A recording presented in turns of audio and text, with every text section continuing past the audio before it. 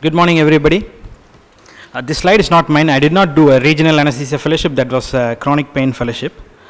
I am a anesthesiologist from Ganga Hospital. I've been in the team for the past 3 to 4 years, and I'm no expert in regional anesthesia. And a little bit about me. That's me in the corner. This is a basic level presentation, mostly for the beginners, by somebody who is slightly higher up in the learning curve. So to begin with the common shoulder surgeries, usually the open surgeries are rotator cuff repair, Bankards and hill sacks repair, and fracture fixations of the humerus and clavicle, and sometimes we do shoulder replacement. Arthroscopic surgeries are done for a few procedures. The pain associated with most of the shoulder procedures is quite severe, that the patients may require opioids for several days after the surgery. So we need to have a good post-operative pain management. If you look at the common surgical incisions, one of the commonest is the deltopectoral incision. And these are the incisions for rotator cuff tear and the port sites of the arthroscopic surgery. So if you look at the dermatomes, we need to have a good block at the level of C5, C6, part of C4 and intercostobrachial nerve, that is the T2. The regional anesthesia techniques which are available are the interscalene brachial plexus block. The cervical paravertebral block is just the posterior approach for the interscalene brachial plexus block.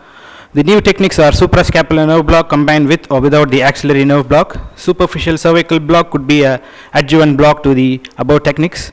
Subacromial block and intra-articular injections are usually done by the surgeons. So I'll start with the interscalene block, which is the commonest procedure done for shoulder surgery. It is often said the gold standard for shoulder anesthesia.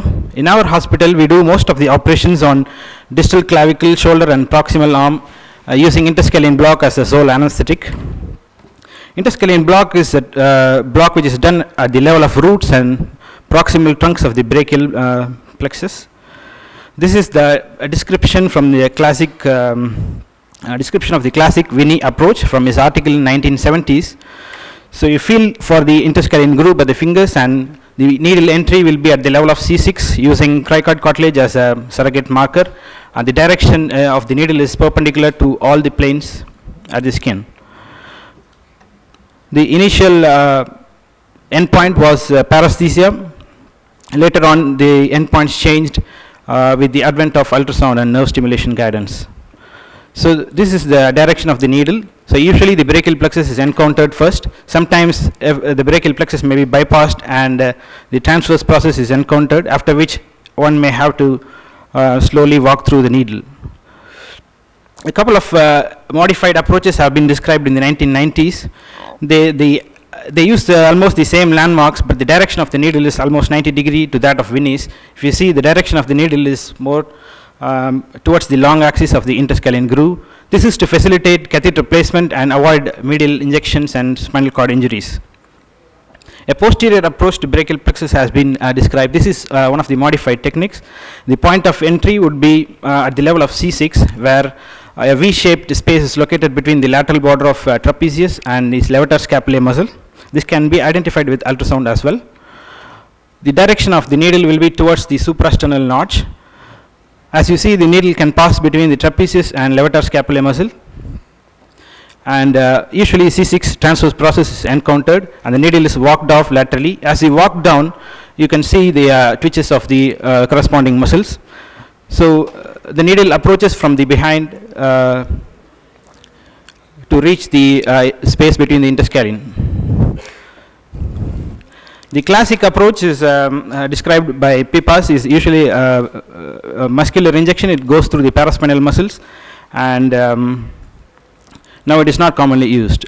The advantage of the posterior brachial technique is that it facilitates the catheter placement because of the long track of the catheter. The security of the catheter is better. So ultrasound guided technique is popularly used because it is easy to locate for the beginners depending upon the availability of the machine. So you scan laterally after locating the internal jugular and carotid vessels, and usually you can see the interscalene groove with the roots.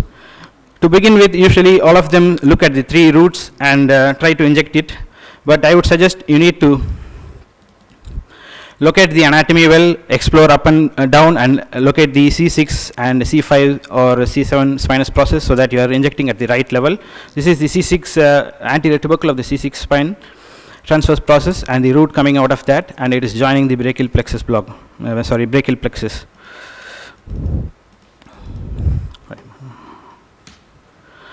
So the complications of interscalene block are usually the peripheral nerve injury, CNS injury due to spinal cord injury, brain damage due to local anesthetic toxicity, pneumothorax, phrenic nerve palsy, and respiratory distress, sometimes death. Phrenic nerve palsy is very common, and it has been noticed in 100% of the interscalene blocks as per the literature. After the phrenic nerve block, the FEV1 and the FVC are reduced to a considerable extent, so it is not recommended to perform these procedures in patients who have chronic restrictive lung disease or COPD, bronchial asthma, advanced pregnancies, obese patients, and those who have contralateral paralysis of phrenic nerve. So this is one of the images from a ultrasound study which was done in the 1990s. They scanned the movement of the diaphragm after the interscalene block. If you see on the right side of the patient, the normal movement is usually downwards. After the left interscalene block, the patient develops the movement of the diaphragm is to the opposite side, which is due to the paradoxical upward movement. So most of the patients are asymptomatic. Sometimes the patients get dyspneic. The reason for phrenic nerve block is, if you see the anatomy, this is a volunteer study done in ultrasound, using ultrasound in posterior triangle of the volunteers. They were able to locate 93% of the phrenic nerves, but they also found that the phrenic nerve is indistinguishable from the C5 ventral ramus at the higher point of the interscalene groove. So how do we prevent the phrenic nerve block? There are a couple of studies which show that low volume anesthetic technique with ultrasound, the incidence of the diaphragmatic pulses is reduced. If you can see, they quote a percentage of 45. Another technique done at a lower interscalene level, at the level of C7, they recommend that a 10 ml of local anesthetic will produce only 30% of phrenic nerve palsy. But both of these techniques have combined general anesthesia. We don't know whether it will work as a sole anesthetic technique for shoulder surgeries. I'll skip this slide because for the lack of time. And the picture to the right shows that of all the peripheral nerve injuries, interscalene is the topper with 45% of chances. And the ASA closed claim database is the collection of adverse outcomes associated with anesthesia practice. They found 189 patients with peripheral nerve injury who had claimed, and interscalene is associated with highest number of temporary and permanent nerve injuries. So intraneural injection can happen with nerve stimulation guidance, because it has been shown that the electrical stimulation of a nerve frequently does not occur even when the needle tip is in direct contact with the external surface of the nerve, based upon this ultrasound study. They show a percentage of 25% of the patients. And hence, the unintended subepidural injection is very common with nerve stimulation guidance. It is common with ultrasound guidance as well, because this cadaveric study shows about 50% in a simulated study incidence of subepidural injections. But not necessarily they do cause neurological damage unless if there is any fascicle injury. The reason why ultrasound cannot prevent is that the epineurium that surrounds the fascicles of the brachial plexus in the interscalene may not be apparent with the imaging. The hypoechoic structures we usually see may not represent the entirety of the nerve structures. They have put a slide of histological slide of the interscalene space, where these two are the anterior and middle scalene muscles, and this is the polyfasciculated interscalene cervical nerve root, and they demonstrated that there is a close intimate association between the epineurium and the sheath covering the scalene muscles, and also the connective tissue between the cervical root. This is one of the landmark articles described by Benimoff in 2000. Is almost like a whistleblower article, which showed that spinal cord injuries can happen with interscalene blocks done under general anesthesia. The MRIs of the patient showed syrinx and cavity at the level of C6, where the needle was put. And the spinal cord injury was done with a needle of length only 1.5 to 2 inches. The authors advocate that with deep palpation, the indentation of skin line and compression of the tissue, the distance between the skin line to spinal cord can be considerably reduced, so that the spinal cord injury can happen with a smaller needle also. And especially when under anesthesia, the patient is not going to resist, and the interscalene groove is palpated very well, reducing the distance furthermore. So these are the other reports of inadvertent neuraxial blockades like epidural and spinal following interscalene block. So how do we prevent the neuraxial injections? So the ASRA recommends that it should not be done in an anesthetized patient, and some of the authors recommend blunt 2-heat style needles to work around the spine and dural sleeves. And important of all these things is the understanding the spinal and peripheral nerve anatomy, irrespective of what you're using, nerve stimulator or ultrasound guidance. I'll skip this slide. So we look at some of the alternatives to interscalene block where you don't want to perform because of the respiratory complications. There is a renewed interest in suprascapular nerve block because with the advent of ultrasound, it has become very easy. If you see, the bulk of the sensory supplies by the suprascapular nerve and the axillary nerve. Suprascapular nerve alone contributes to 70%.